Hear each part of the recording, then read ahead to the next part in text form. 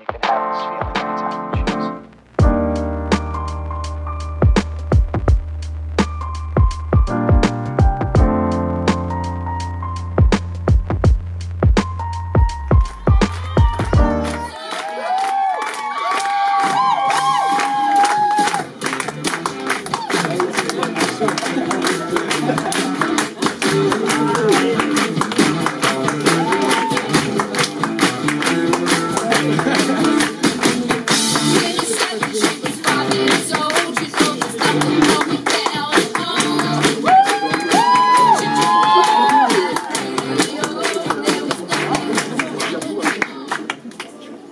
Bonsoir.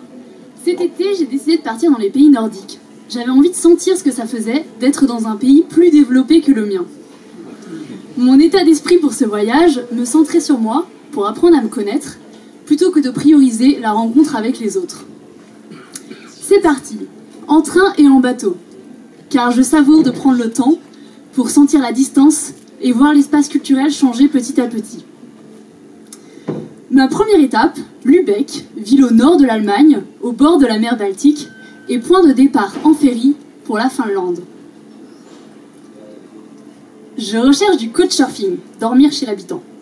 Alors, allemande de préférence, et puis si possible, artiste, hippie, aventurière.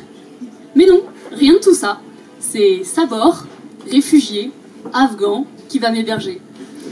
Et étonnamment, ce ne sera pas qu'une simple étape. Gare de Lübeck, Sabor m'attend. Son appartement est modeste, il vit avec un autre afghan.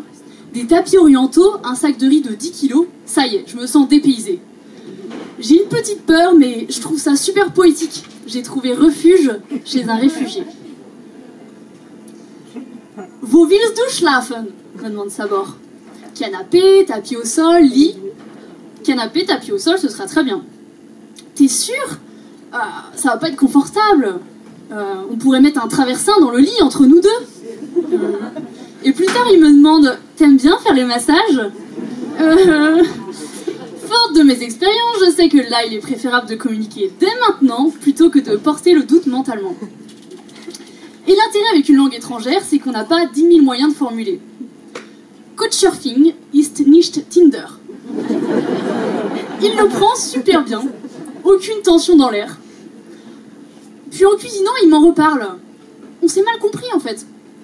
Il était en train de s'amuser avec sa nouvelle chaise de massage, c'est pour ça qu'il s'est mis à me parler massage.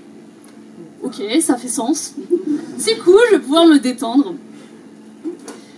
Et voilà, donc en fait je suis restée environ 4 jours chez lui, et puis en apprenant à connaître le personnage, je me rends compte que c'est quelqu'un de très joueur. Spaß machen, s'amuser, c'est sa préoccupation. Puis j'aime bien son humour, c'est simple, spontané, on se sent insouciant comme des enfants. Et en voyage, j'aime bien rester plusieurs jours au même endroit pour me familiariser avec la ville, avec les gens, me recréer un univers. Dans la rue, on devait être rigolo à écouter avec notre allemand chelou, aux sonorités franco-afghanes. Mais il y faisait bon vivre dans notre bulle.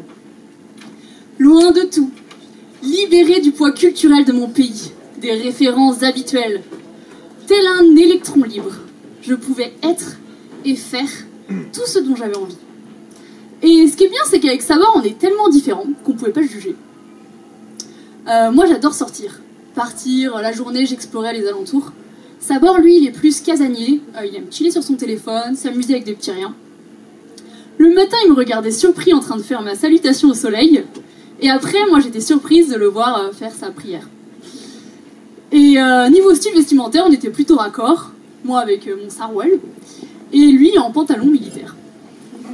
Et au niveau des idées aussi, il a une collègue homo avec qui il s'entend très bien. Et on était tranquille quand il m'a demandé de poser cette question qui devait lui tarauder l'esprit. Marielle, comment c'est possible pour 2 femmes d'avoir du plaisir? Alors en allemand, on a parlé plaisir féminin, homosexualité, masturbation et bien sûr du clitoris. Et c'était le moment de partir, ça y est. Alors j'étais pressée d'aller vivre d'autres aventures, mais j'étais déjà nostalgique de le quitter. Parce que c'est comme s'il avait eu le don de réchauffer mon cœur en fait. J'étais pleine d'énergie et voilà, j'étais en forme pour la suite du voyage. Et en fait arrive la fin du voyage et je me dis bah pourquoi ne pas repasser par Lübeck?